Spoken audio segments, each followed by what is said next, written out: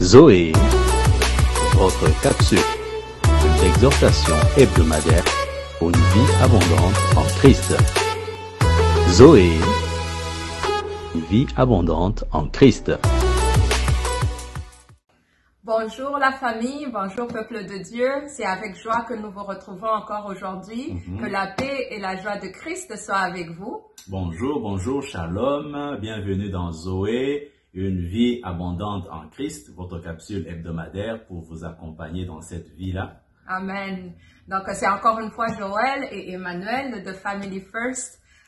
Donc aujourd'hui, encore une fois, on va continuer sur la capsule de Zoé. Donc, comment vivre cette vie en abondance que Jésus est venu pour nous donner? Comme la parole de Dieu le dit, l'ennemi est venu pour voler, dérober et tuer, mais Jésus-Christ est venu pour nous donner la vie en abondance. La vie en abondance, c'est surtout dans les couples, parce que la question de départ, la première capsule, c'était de savoir comment est-ce qu'on peut perdre des sentiments d'amour.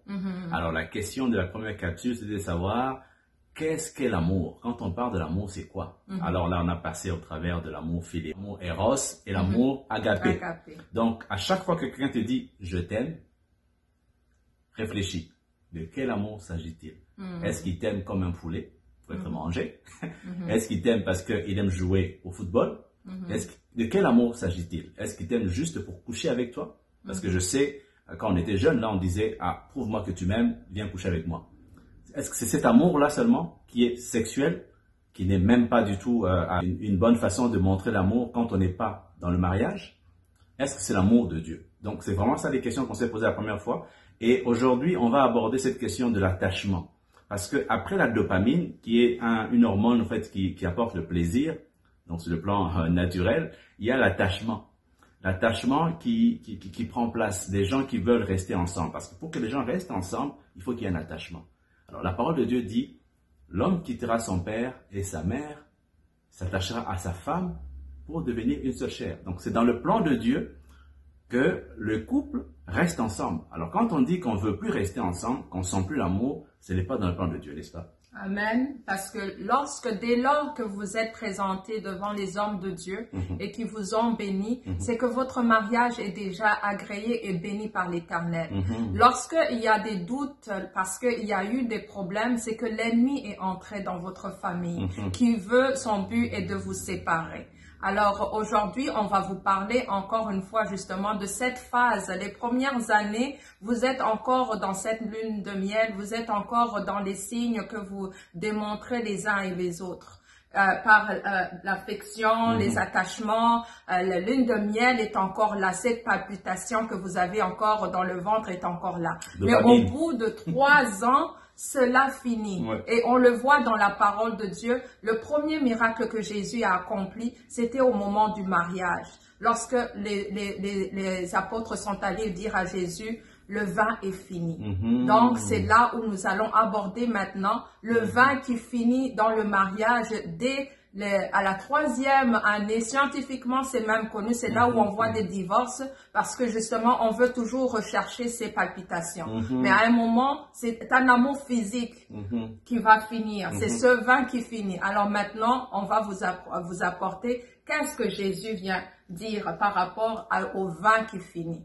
Alors, quand le vin est fini, la mère de Jésus, Marie, dit dans Jean 2,3, le vin ayant manqué, la mère de Jésus lui dit, ils n'ont plus de vin. Alors, la question qu'on peut se poser, que faire? Qu'est-ce qu'on fait quand le vin finit? Qu'est-ce qu'on fait quand on n'a plus ces palpitations, comme tu as dit, Joël? Qu'est-ce qu'on fait? Et après, la mère de Jésus dit dans Jean 2,5, faites ce qu'il vous dira. Amen. Donc, il dit, le vin fini. Jésus semblait ne pas être vraiment prêt à faire quelque chose, mais connaissant son fils, elle a dit, écoute, faites ce qu'il vous dira. Aujourd'hui, la question qu'on se pose et qu'on vous demande de vous poser vous-même, qu'est-ce que Jésus vous demande de faire aujourd'hui si vous avez des problèmes dans votre foyer? S'il y a la colère, s'il y a la trahison, s'il y a le manque de pardon, s'il y a l'infidélité, l'adultère, s'il y a des problèmes, qu'est-ce que Jésus vous demande de faire? Amen. La première des choses, c'est de savoir que le vin est fini. Ne cherchez pas à remplacer ce vin-là par autre chose. Ne cherchez pas à remplacer ce vin-là avec la pornographie. Ne cherchez pas à remplacer ce vin-là avec l'infidélité à l'extérieur du foyer. Ne cherchez pas à remplacer ce vin-là avec l'alcool, avec la drogue. Cherchez à faire ce que Jésus vous demande de faire. Donc, on comprend très bien que si le vin est fini dans le mariage, la solution, c'est en Christ. C'est Jésus qui va vous dire quoi faire. Parce qu'il faut que vous reveniez à lui. Si le vin est fini, d'une part, il y a quelqu'un où vous deux, vous avez dévié le chemin. Parfait. Donc, il faut revenir à Christ. Il faut redonner ta vie à Jésus pour qu'il vienne te remplir. Et on va développer cela dans la prochaine capsule. Donc, on vous laisse et on vous bénit, que l'Éternel continue l'œuvre qu'il a commencée dans vos familles. Dieu est pour les mariages, c'est une institution de Dieu. Il veut que nos familles le glorifient. Il veut voir sa gloire. Il veut que nous soyons une manifestation de sa gloire. Que la joie, l'amour, la paix règnent dans vos familles. Nous vous souhaitons une très bonne semaine. Que Dieu vous bénisse.